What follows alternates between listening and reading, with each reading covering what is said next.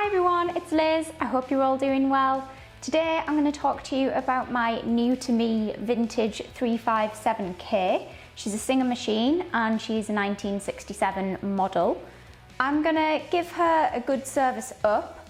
Andy's already checked all the electrics for me, so I'm not too worried about those. The pedal and the plug have both been thoroughly checked over. I'm going to open her up and give her a good oiling, and then I'm going to put her through her paces on sewing some denim. This is the bag that she came in, and it frankly doesn't smell all that great. It feels like it would be a real shame to get rid of this because it's obviously the original bag that it came in, but it really smells like it's been in storage in a damp place, and it's not too nice really. It's been sitting in my living room stinking it up for the past couple of weeks. So I don't know what I'm going to do with it yet. It might just go in the loft and remain there for a little bit, because the plan is I'm actually going to put the machine itself on display in a glass cabinet in my living room. I found these lovely old needles in the bag as well, which are so cool. Actually, it's kind of good because they give me an idea of where the modern needles are going to fit. And considering that I did find these Schmetz jeans needles in the package with the machine, makes me think that they'll probably be fine. So I will probably load it up with a modern needle. So this top plastic part is really yellowed, and what I did was something that I used to do on some of the products that I worked on that were plastic, which is get a bit of T-cut and just rub the top to see if this is just surface yellowing that I could get rid of. But unfortunately, it looks like this is a kind of clear lacquer which is over the top of the plastic, and actually it seems like it's the lacquer itself that's gone yellow. So it's not really going to be possible, I don't think, to take the yellowing away. I think I'm stuck with it. I am looking at the instructions for cleaning the machine. So it looks like it wants me to take the front plate off the machine and also take the throat plate out and just have a little inspect and make sure that that's all clean, and that I should oil it up inside as well. So I'm going to go and do that.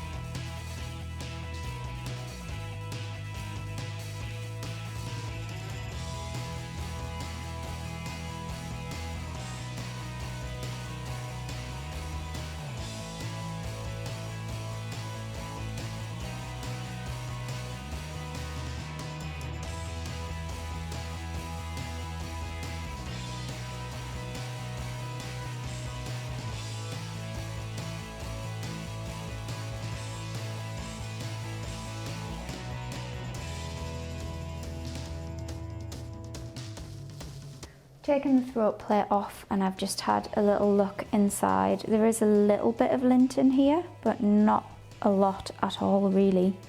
It's got a tiny bit of fluff in, but nothing to write home about really. I'm just going to leave that be for now. Just going to pop that back in. So I think what I'm going to do now is just get a damp cloth and give it a little wipe over and just clean some of the grime off.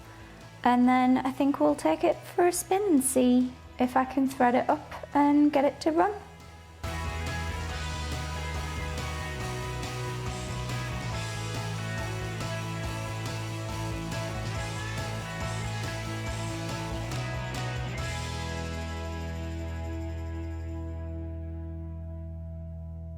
So now she's all oiled and clean, I'm going to plug it in.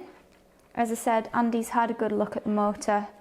One thing that we did want to do was replace this old school bulb with a much newer LED bulb, which in theory should fit because the bayonet fitting's exactly the same.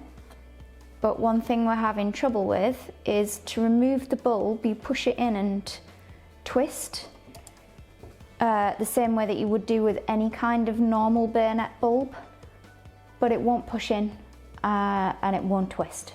So we can't get it out, and I know that people have suggested just to put like a LED light underneath. I'm not so worried about that, I just don't want this to be hot while I'm working with it. So I think I'm resigned to the fact that this is just staying for now, and when it blows we probably won't bother replacing it.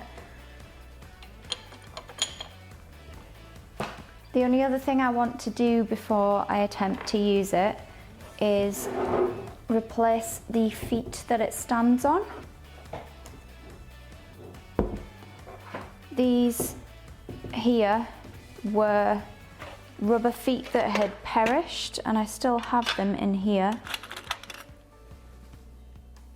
And they are just a crumbly mess now. They're so old and the rubber is just hard and crumbling away. So we found some black feet that are more or less the same, just PVC rubber feet, I think. And they should, in theory, just fit straight into the holes that the old ones were in, and the screws will just go through.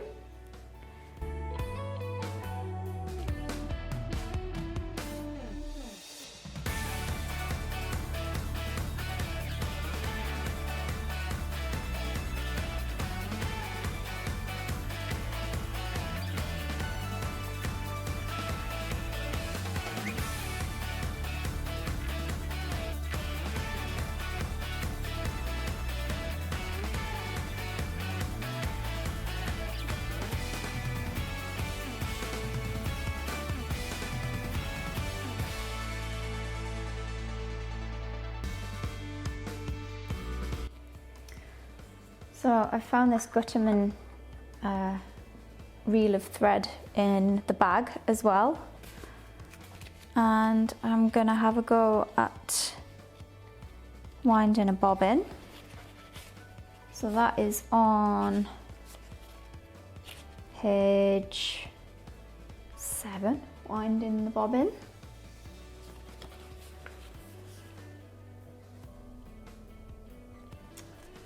So I have to loosen the stop motion screw with my right hand. So that's this screw on the inside of the wheel at the side. Oh, right, okay, so that's loose.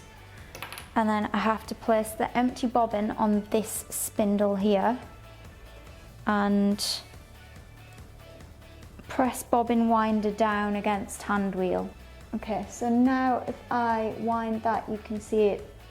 This rubber wheel also winds, which spins this spool here and the bobbins on it.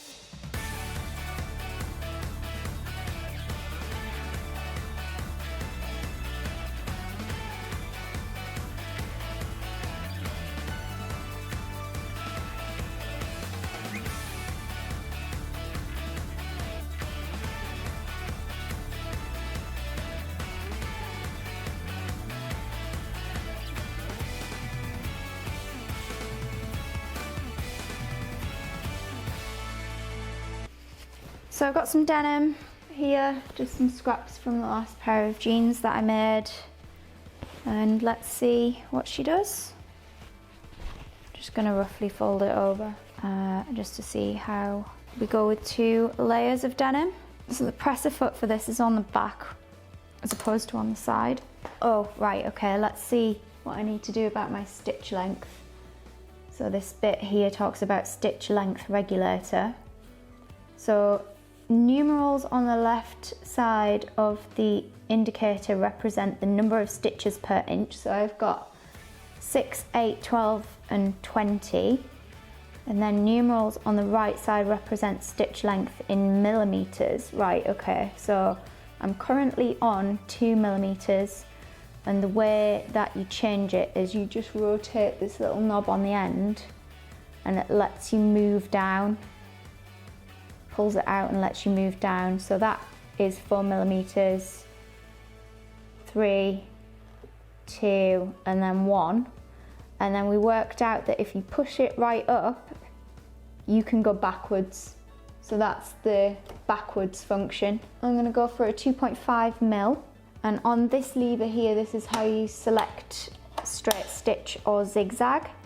So 0 is straight stitch, and then if you move over to 1, 2, 3, or 4, you get different zigzag widths. So 1 is the minimum zigzag width and 4 is the maximum zigzag width. So I just want it on a straight stitch for now. 2.5 mil, that gets me going backwards, and that is forwards. Fingers crossed nothing breaks.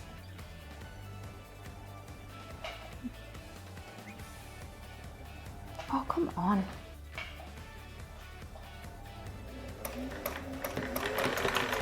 Oh, she's stitching. She's stitching.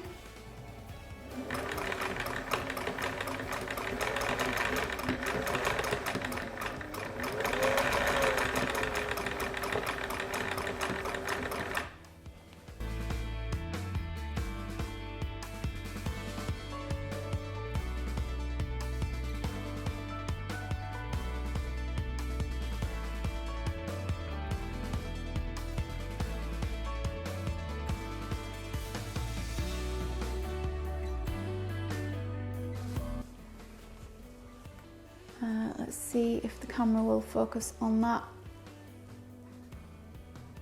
When I did some experimentation with it, these stitches looked really tiny, and I don't know if you can see, but at the back the tension on these was not good. So that was when I swapped to higher tension on this one, and then higher again on this one, and then on this one, this is the underside, so this is the bobbin side, I switched to a longer stitch length as well, and hopefully you can see that the stitches not only look more balanced, but it just looks more aesthetically pleasing. So thanks for watching this video about my new sewing machine.